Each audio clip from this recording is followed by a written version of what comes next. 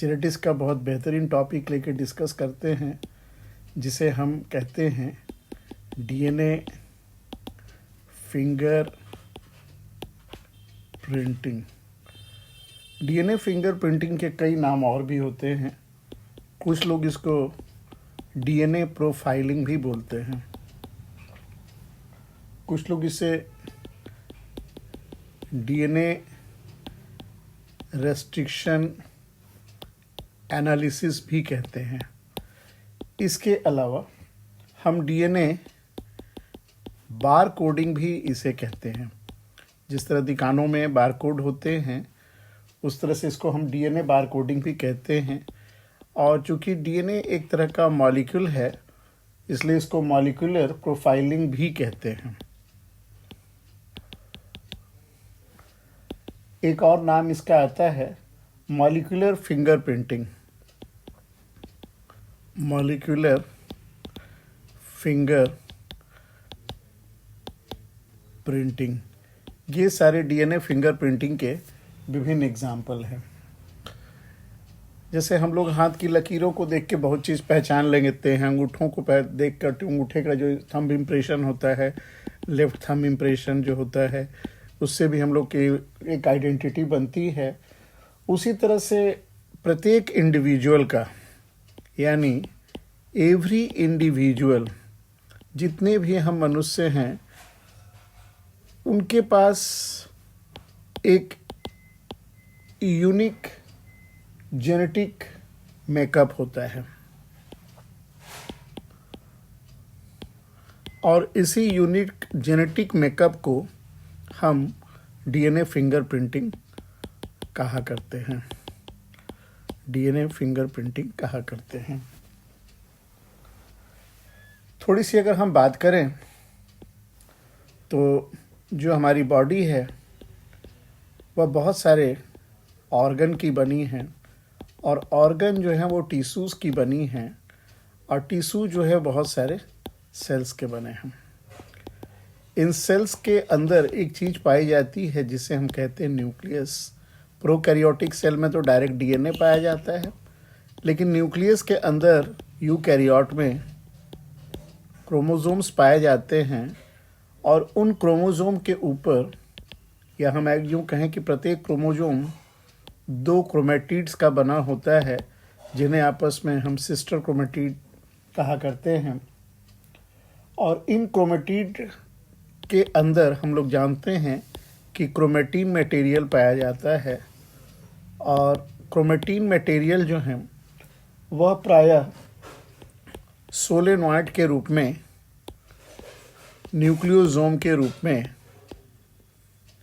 DNA और histone non histone protein के साथ जुड़े रहते हैं। यानी हमारा कुल मिला के जो टारगेट है वह डीएनए है, और डीएनए के छोटे से सेगमेंट को हम जीन कहते हैं। जहाँ तक हम जीन की बात करें, प्रायः जीन में 2 तरह की स्ट्रक्चर पाई जाती है। एक होती है कोडिंग जीन, और जैसे ये कोडिंग जीन है, यह कोडिंग जीन है जो मैसेंजर आरएनए आदि का निर्माण करेगा। यह भी कोडिंग जीन है, यह भी कोडिंग जीन है। लेकिन 2 कोडिंग जीन के बीच में ये जो चीज़ें पाई जा रही हैं, जिन्हें हम जंक डीएनए कहते हैं, हमारे काम का यही है, जंक डीएनए। इन जंक डीएनए में रिपीटेड सीक्वेंस पाई जाती हैं। इनके अंदर रिपीटेड सीक्वेंस पाई जाती है। What is the meaning of repeated sequence? जैसे मान लीजिए एडेनिन, थाइमिन, साइटोसिन, गुआनिन, ये 4 नाइट्रोजनस बेस हैं। ये अगर बार बार रिपीट हों तो हम इनको रिपीटेड डीएनए सीक्वेंस कहा करते हैं। यानी ATCG, ATCG, ATCG, इस तरह से हम देख रहे हैं 2 बार, 3 बार, 4 बार, ये बार बार रिपीट हों, ये रिपीटेड सीक्वेंस कहलाते हैं। और जंक डीएनए की सबसे इम्पॉर्टेंट पहचान है कि उनमें रिपीटेड सीक्वेंस डीएनए के पाए जाते हैं। जब हम डीएनए का डेंसिटी ग्रेडियंट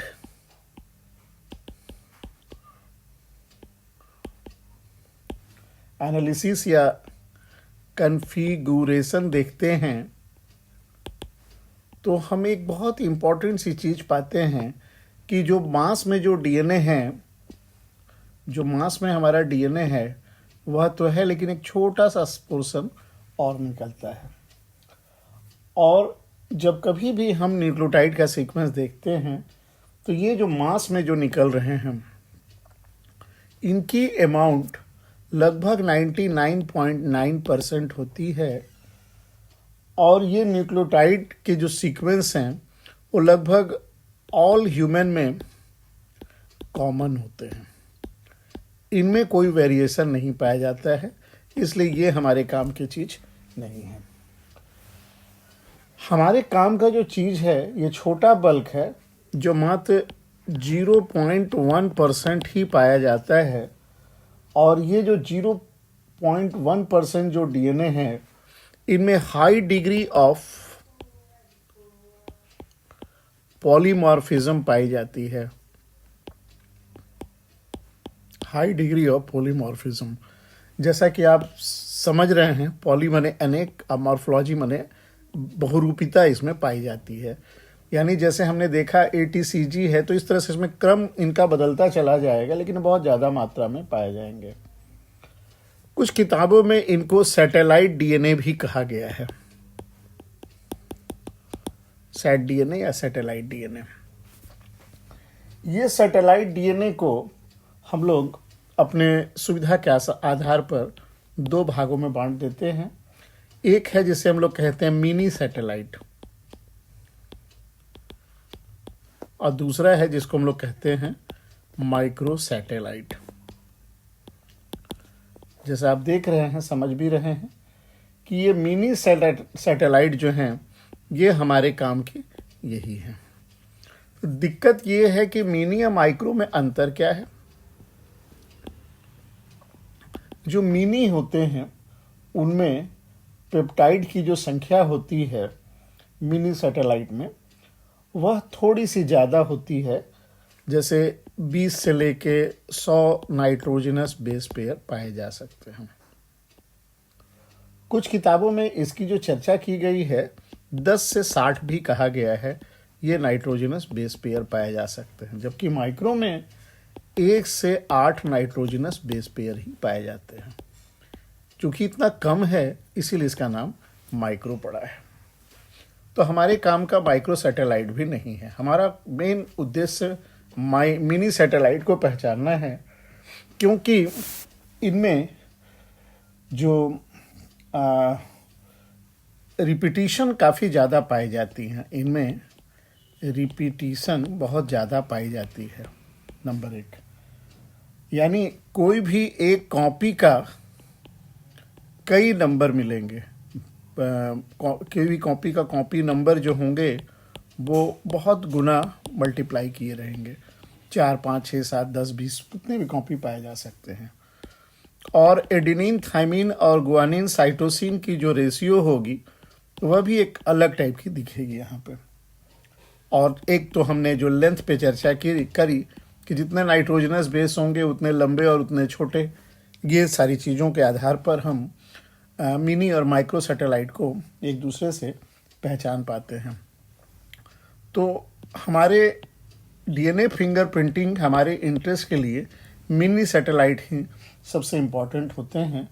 और ये मिनी सैटेलाइट में एक चीज़ पाई जाती है जिसे हम लोग कहते हैं VNTR। जैसा आपने देखा रिपीटिशन तो है ही, तो यहाँ पे वेरिएबल नंबर टैंडम रिपीट, ये हम लोग वर्ड यूज़ करते हैं। Variable number tandem repeat, VNTR। University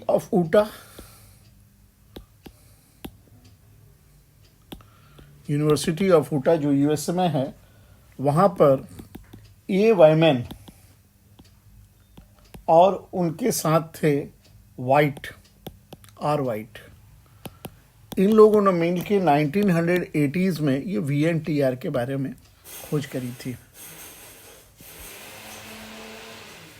और एक मज़ेदार बात है कि दुनिया में हम हर इंडिविजुअल होमोसेपियन हैं, लेकिन 300 मिलियंस अगर हम लोग का स्टडी करें डीएनए सीक्वेंस को, तो हो सकता है कि एक केस ऐसा मिले जिनके डीएनए फिंगरप्रिंट बिल्कुल एक जैसे पाए जाएंगे।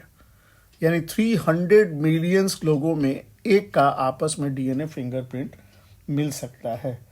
इसका मतलब ये हुआ कि यह एक प्रकार का बहुत ज़बरदस्त यूनिक आइडेंटिफिकेशन या यूनिक आईडी है। और जब भी हम VNTR के बारे में बात करते हैं तो वेरिएबल नंबर ऑफ इनके टैंडम रिपीट मिलेंगे ही। तो इनके नंबर को ज्ञात करने के लिए हमारे पास एक फॉर्मूला होता है कि VNTR का हम वेट ले लें और इसको डिवाइड कर दें टोटल डीएनए सीक्वेंस के वेट से, और जो भी आएगा वह हमारा नंबर ऑफ VNTR आ जाता है। तो इन्हें पहचानना बहुत इम्पॉर्टेंट है। हम इन पे स्टेप्स की बात करें तो अपने हिसाब से अगर हम चलें तो इन्हें हम 7 स्टेप में बांट सकते हैं। सबसे पहला है isolation of DNA. Isolation of DNA इस तरह से 7 भागों में बांटेंगे इसको हम लोग। आइसोलेशन ऑफ डीएनए का ये मतलब है, आपके पास 2 प्रकार के सेल हैं, प्रोकैरियोटिक और यूकैरियोटिक। तो सबसे पहले आप किसी भी तरह से सेल के सेल वॉल को, प्लाज्मा मेम्ब्रेन को रप्चर करके, न्यूक्लियर मेम्ब्रेन को रप्चर करके आप इनके डीएनए को आइसोलेट कर लीजिए। अब वो डीएनए किसका हो सकता है? वह डीएनए किसी का भी हो सकता है, कोई क्रिमिनल का हो सकता है, जहां हमको आइडेंटिफाई करना है। थोड़ी देर में हम लोग और इसको समझेंगे। जैसे मान लीजिए कहीं मर्डर हो गया है और आपको पहचानना है कि कौन है वो क्रिमिनल। आपकी निगाह में 20 क्रिमिनल लोग हैं जो कि लग रहा है कि उन्होंने मर्डर किया होगा। अगर स्पॉट से आपको डीएनए का एक छोटा सा भी सैंपल, जैसे हेयर मिल जाए, उसके नीचे के जो फॉलिकल होते हैं, तो हेयर हम अगर ले सकते हैं, और WBC वाइट ब्लड कार्पसल्स ले सकते हैं, क्योंकि RBC में तो न्यूक्लियस होता ही नहीं है। और स्पर्म सेल्स हो सकते हैं, सीमेंस स्पर्म सेल निकाल लीजिए, रेप वगैरह का केस है तो, या उसकी कोई छोटी सी नाखून का टुकड़ा अगर मिल जाए, या बॉडी का कोई भी एक टिश्यू अगर आपको प्राप्त हो रहा है जिसमें उसका डीएनए है, तो उसे आप आइसोलेट कर लीजिए। नॉर्मली हम सेल से लाइपेज, RNAs के अलावा प्रोटीएजेस और इथानॉल को हम लोग यूज़ करते हैं। ये सब कुछ इम्पॉर्टेंट इंग्रेडिएंट है जिससे हम डीएनए को आइसोलेट करते हैं, और इनके निकालने की क्रिया को हम स्पूलिंग कहते हैं, जैसे हम लोग पढ़े हुए हैं। इसके अलावा ऑर्गेनिक एक मेथड है जिसमें कि हम क्लोरोफॉर्म को यूज़ करते हैं। क्लोरोफॉर्म के अलावा फेनॉल भी यूज हो सकता है। इसके अलावा चेलेक्स, या फिर आप चाहो तो कोई सॉलिड फेज को भी यूज कर सकते हैं। कुल मिला के आपको डीएनए को आइसोलेट करना, आप चाहे जैसे भी आइसोलेट करें, यह डीएनए आपके पास पहले स्टेप में आइसोलेट हो गया है।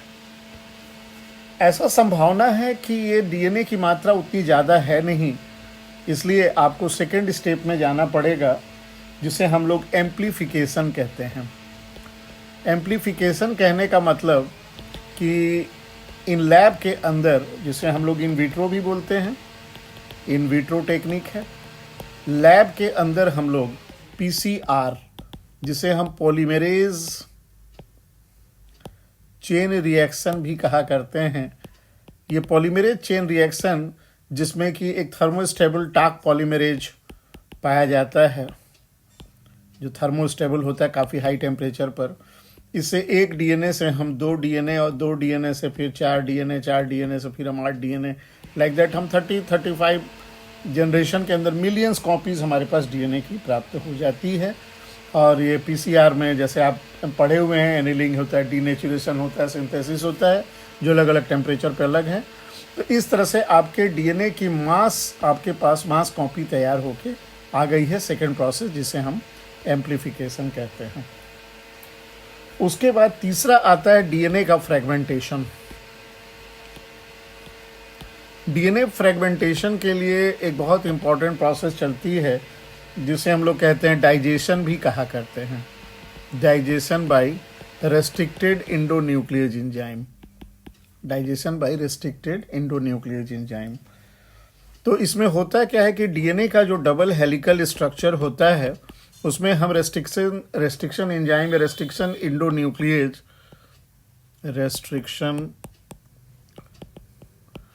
एंडोन्यूक्लियेज इसकी भी खोज 1984 के आसपास ही हुई है। अर्बन नेथर और स्मिथ नामक वैज्ञानिक ने इसको खोजा था, शॉर्टकट में आरई बोलते हैं। तो ये हमारा डीएनए जो था, डबल स्टैंडर्ड डीएनए जो है वह सबसे पहले एसएस डीएनए में परिवर्तित हो जाता है और इसके बाद छोटे छोटे खंडों में टूट जाता है और इस प्रत्येक खंड को हम RFLP के नाम से भी याद करते हैं, जिसका मतलब है रेस्ट्रिक्शन। R का मतलब रेस्ट्रिक्शन, F का मतलब fragment, L for length, P for polymerase. Restriction, fragment, length, polymerase, ये RFLP के नाम से जाना जाता है। ये हमारा प्राप्त हो चुका है। तो इस तरह से हम देखते हैं कि डीएनए के छोटे छोटे फ्रैगमेंट आपको प्राप्त हो गए हैं। तो इसके बाद आता है चौथा स्टेप जिसे हम कहते हैं जेल इलेक्ट्रोफोरेसिस। जैसा आप जानते हैं इलेक्ट्रोफोरेसिस में डिफरेंट चार्जेस के बेसिस पे हम डीएनए को रन कराते हैं। तो डीएनए पे पॉजिटिव चार्ज होता है कि नेगेटिव चार्ज, पहले तो ये क्वेश्चन आता है। एकदम सही आपने कहा, डीएनए पे हमेशा नेगेटिव चार्ज होता है क्योंकि फॉस्फेट ग्रुप के कारण यह उसको नेगेटिव चार्ज देता है।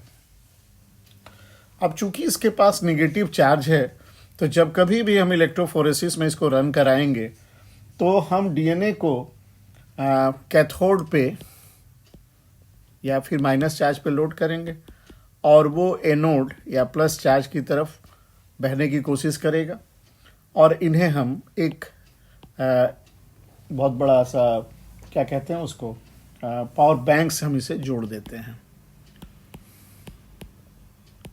जो लगभग 120 वोल्ट का करंट सप्लाई किया जाता है।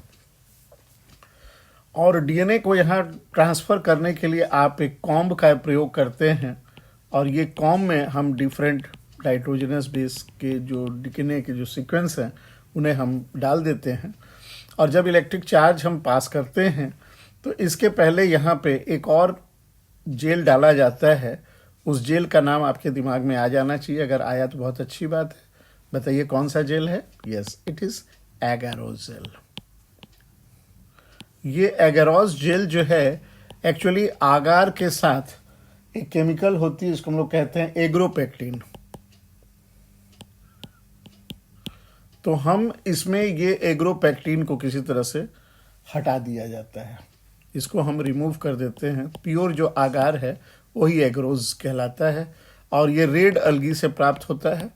आपने पढ़ा भी होगा रोडोफाइटा में, ग्रेसिलेरिया और जेलिडियम। यस, जेलिडियम और ग्रेसिलेरिया, ये दो रेड अलगी हैं जो इनको दिया करते हैं। बहुत अच्छे स्टेबलाइजर हैं ये। तो जब इसके ऊपर हम डीएनए को रन कराते हैं तो डीएनए के जो छोटे छोटे फ्रैगमेंट है वो दूर तक आ जाते हैं और बड़े वाले यहाँ नज़दीक में रह जाते हैं। सबसे बड़े वाला यहाँ पे लार्ज साइज रह जाएगा और यहाँ पे स्मॉल साइज के फ्रैगमेंट आएंगे। क्यों ऐसा होता है? तो ऐसी बात है, जो छोटे होंगे ज़्यादा दूर तक भाग के चले जाते हैं तो इनके स्मॉल फ्रैगमेंट के अंदर फास्ट मूवमेंट पाई जाती है, इसीलिए दूर तक चले जाते हैं। अब आपके पास यहाँ पे डिफरेंट सेट जो प्राप्त हुए हैं, ये एगरोल जेल जो है ये बड़ा कमज़ोर होता है, ये बहुत ही वीक होता है, फ्रेजाइल होता है, इसलिए बड़ी जल्दी ये नष्ट भी हो सकता है। तो इसके नष्ट होने के पहले आपको इन्हें करना क्या है, 5वें स्टेप में आ जाना है जिसे हम कहते हैं साउदर्न ब्लॉटिंग। क्योंकि 3 तरह के ब्लॉटिंग होते हैं, साउदर्न ब्लॉटिंग, नॉर्दर्न ब्लॉटिंग और वेस्टर्न ब्लॉटिंग और ईस्टर्न ब्लॉटिंग करके कुछ आया नहीं है। ये 3 ब्लॉटिंग है। तो साउदर्न ब्लॉटिंग में हम डीएनए को सेपरेट करते हैं, डीएनए की कॉपीज डीएनए के फॉर्म में, और नॉर्दर्न ब्लॉटिंग में हम आरएनए से आरएनए बनाते हैं, और वेस्टर्न में हम प्रोटीन की कॉपी लेते हैं। प्रोटीन मतलब कॉपी कहना, ब्लॉट का मतलब होता है छापा मारना, छाप लेना है। जैसे स्टैम्प पैड को हम लोग स्टैम्प पे यूज करते हैं और उसके बाद जो हम लोग इंक लगा देते हैं, तो जो स्टैम्प पैड का इंक था उसकी तरह जो गड्ढे बने रहते हैं वहाँ वहाँ लग जाते हैं। तो इसी तरह से मान के चलिए कि ये जो आपका जेल, जो एगारोस जेल है, इसको आपको एक नायलॉन के मेम्ब्रेन पर, क्योंकि आप इसको रखना है आपको, तो नायलॉन के मेम्ब्रेन पर या नाइट्रोसेलुलोज पेपर पर, या नाइट्रोसेलुलोज पेपर पर आप इसको रिकॉर्ड के फॉर्म में जैसे इसके ऊपर छापा लगा देते हैं। मतलब आप जो फिंगरप्रिंट आया है उसके ऊपर इसको रख देंगे तो इसकी इमेज उसके ऊपर छप के चली आती है, और इसी को हम लोग कहते हैं ब्लॉटिंग टेक्निक। जो डीएनए से डीएनए के लिए साउदर्न, और मैंने आरएनए और प्रोटीन के लिए आपसे चर्चा करी है पहले से, तो ये ब्लॉटिंग का काम किया जाता है। उसके बाद छठा जो है वह होता है हाइब्रिडाइजेशन। क्योंकि जो जेल पर डीएनए के छोटे छोटे सेगमेंट थे उनको तो आपने ले लिया नायलॉन मेम्ब्रेन या नाइट्रोसेलुलोज पे, अब इनको दिखना भी चाहिए हमें, और डीएनए ऐसे हैं कि आपको दिख नहीं रहे हैं। तो इसके लिए आप करते क्या हैं, एक बहुत इंपॉर्टेंट काम करते हैं, रेडियो एक्टिव प्रोब को तैयार करते हैं। रेडियो एक्टिव प्रोब जो हैं ये कॉम्प्लीमेंट्री डीएनए सीक्वेंस के बने होते हैं। जैसे मान लीजिए हमारे पास एक डीएनए का सीक्वेंस है जिसपे एडेनिन, थायमिन, साइटोसिन और गुआनिन है। तो जब कभी भी हम इनके कॉम्प्लीमेंट्री लाएंगे तो एडेनिन के जगह यहाँ थायमिन, थायमिन के जगह यहाँ एडेनिन, साइटोसिन के जगह गुआनिन और गुआनिन के जगह ये हमारा कॉम्प्लीमेंट्री बेस इस तरह से यहाँ पे तैयार हो जाएंगे। तो हम इस तरह से कॉम्प्लीमेंट्री प्रोब्स को हम लोग डाल देते हैं। तो इससे फ़ायदा क्या हुआ कि जब इसमें आप फ्लडिंग कर देते हैं कॉम्प्लीमेंट्री बेसिस का रेडियो एक्टिव, जो आपका सिंगल स्टैंडर्ड जो बने हुए थे नाइट्रोसेलुलोज के ऊपर, तो ये सिंगल स्टैंडर्ड जो डीएनए थे अब अपने कॉम्प्लीमेंट्री प्रोब्स को पाने के बाद डबल स्टैंडर्ड डीएनए हो जाएंगे। और ये डबल स्टैंडर्ड में एक रेडियो एक्टिव और जो नॉर्मल है नॉर्मल है। इसके लिए अब हम लोग यहाँ पे करते क्या है कि इससे एक्सरे फिल्म के ऊपर एक्सरे पास करके इसकी हम फोटोग्राफी कर देते हैं, और ये फोटोग्राफी को हम ऑटो रेडियोग्राफी भी कहते हैं। और ये सारी जो चीज़ें हैं इनको अब आप डॉक्यूमेंटेशन के फॉर्म में, क्योंकि सातवां जो पॉइंट था वह डॉक्यूमेंटेशन या फोटोग्राफी था, आपके पास अब तैयार हो गया। अब एक क्वेश्चन आता है कि हम इथीडियम ब्रोमाइड को हम यहाँ जो कॉम्प्लीमेंट्री रेडियो एक्टिव प्रोब जो लगाए हैं उसके जगह हम क्यों नहीं देखते हैं। तो आप में से कोई बच्चा बता पाएगा क्या? यस, बिल्कुल सही। डीएनए के डबल स्ट्रैंड को देखने के लिए हम इथीडियम ब्रोमाइड को यूवी लाइट में यूज करते हैं, लेकिन यहाँ चूंकि डीएनए सिंगल स्ट्रैंड था इसीलिए प्रोब के कारण हम उसको दे रहे हैं, और इसको यूवी लाइट में न देख के हम एक्सरे फिल्म में देख रहे हैं। तो ये फोटोग्राफी आपके पास आ गई। तो सबसे इम्पॉर्टेंट बात यहाँ मैं आपके साथ जो चर्चा कर रहा था कि फादर ऑफ फिंगर प्रिंटिंग कौन है। तो एक साइंटिस्ट हैं जिनका नाम है एलेक जेफरी। ये ब्रिटिश जेनेटिसिस्ट थे।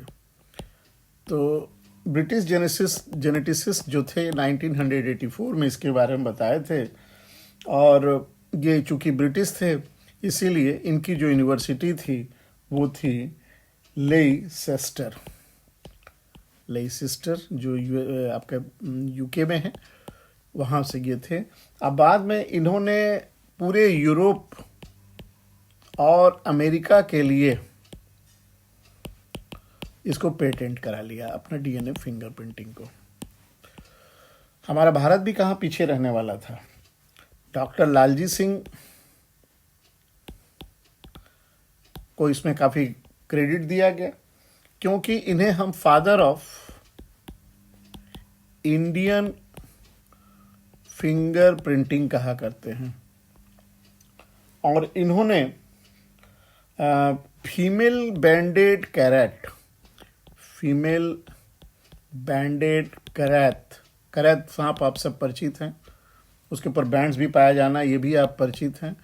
तो इनके फीमेल के ऊपर जो वाई क्रोमोसोम था